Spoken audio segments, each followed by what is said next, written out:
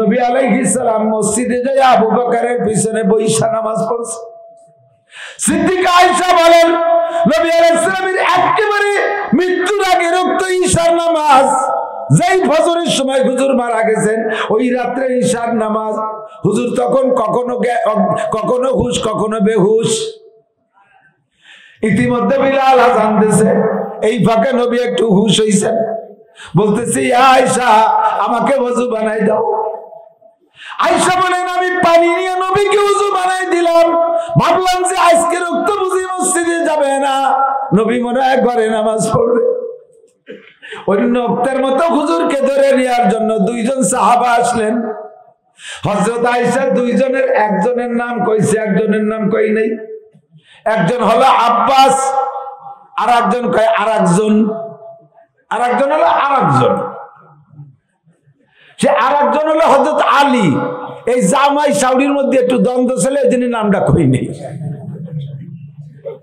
এই দ্বন্দ্ব মেলা দিন ছিল, জঙ্গে জামাল পর্যন্ত যাইয়া শেষ হইছে। জঙ্গে জামালের এক দলের নেত্রী হযরত আয়েশা রাদিয়াল্লাহু তাআলা আনহা, আর এক দলের নেতা হযরত আলী। দুইয়ে দলই মুসলমান, দুইয়ে দলই সাহাবা।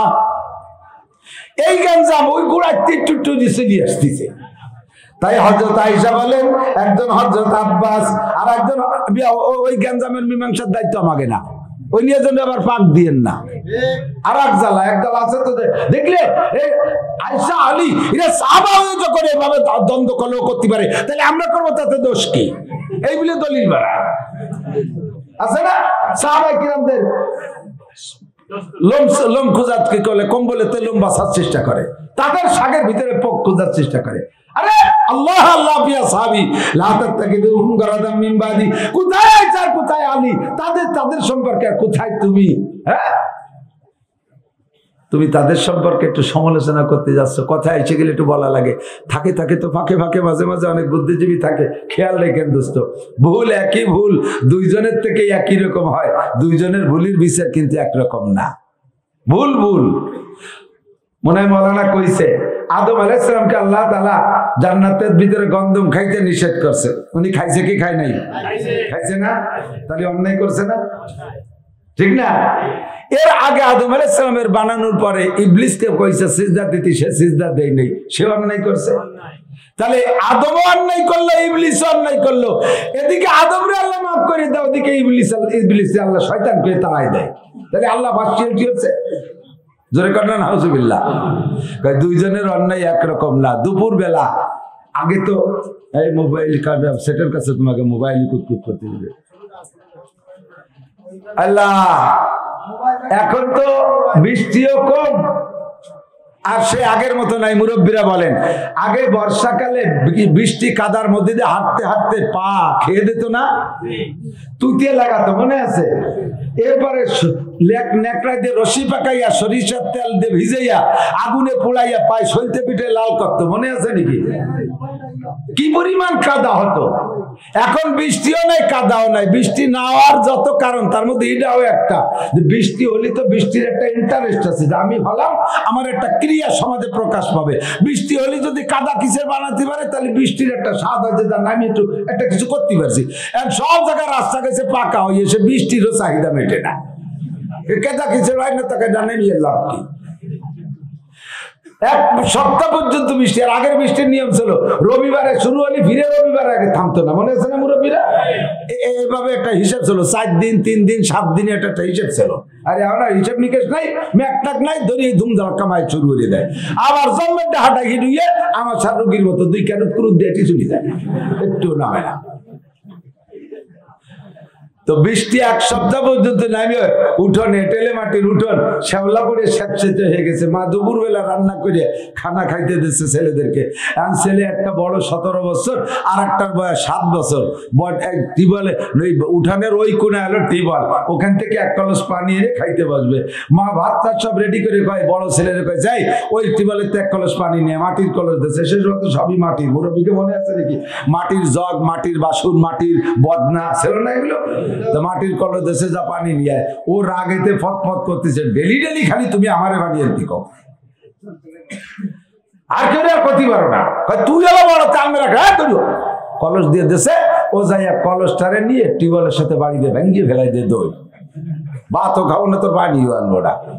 মা জাটায় কাটি নিয়ে দাওয়া ধাওয়া মারছে, শয়তান তুই কলস ভাঙছিস, তুই আমারে ভাঙছিস না, আমার হুকুমের খেলাফ করে কলস ভাঙছিস, আমারে কলস ভাঙছিস, আমারে তোর দেব জম্মের দিয়া জাটাই দিয়ে দাওয়া শুরু করছে। এর মধ্যে ছোট জন কয় মা বাইরে আর তুমি কোনোদিন কবা না, ও খালি মুড়ামুড়ি করে দাও কলস আমার, আমি পানি নিয়ে আসি।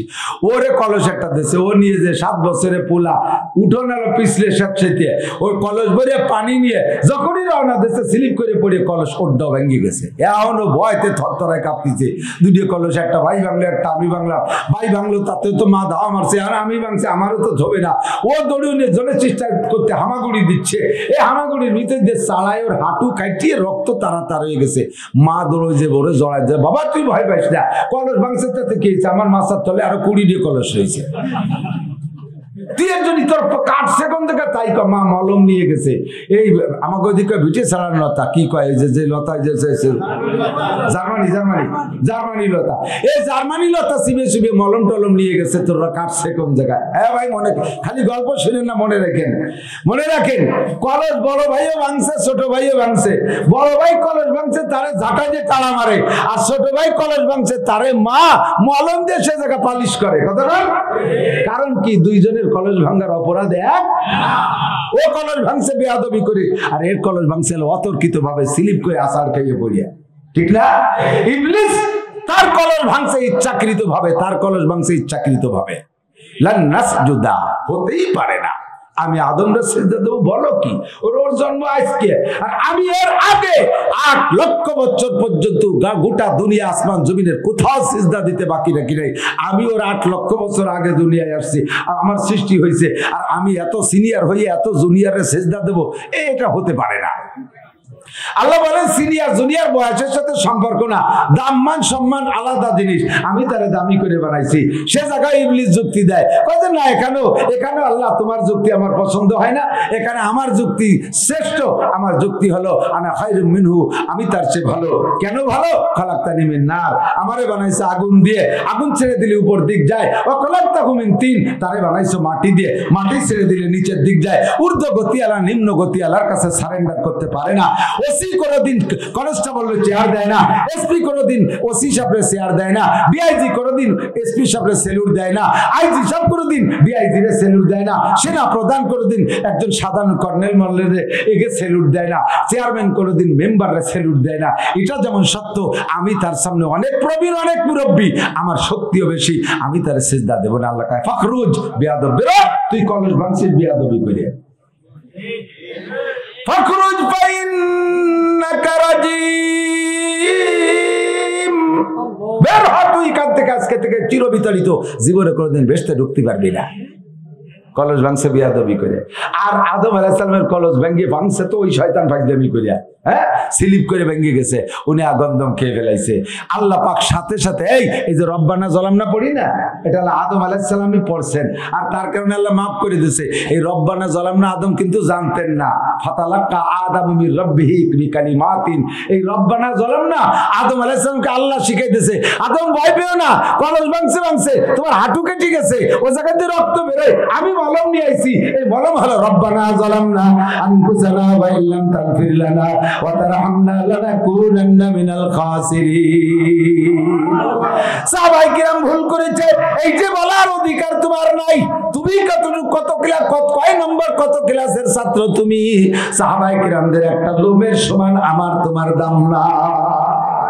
কতক্ষণ থেকে ঠিক না, এসে গেল ফাঁকে একটু বলে গেলাম, ভেবে চিন্তে সামনে কদম বাড়বেন, ভেবে চিন্তে সামনে কদম বাড়বেন।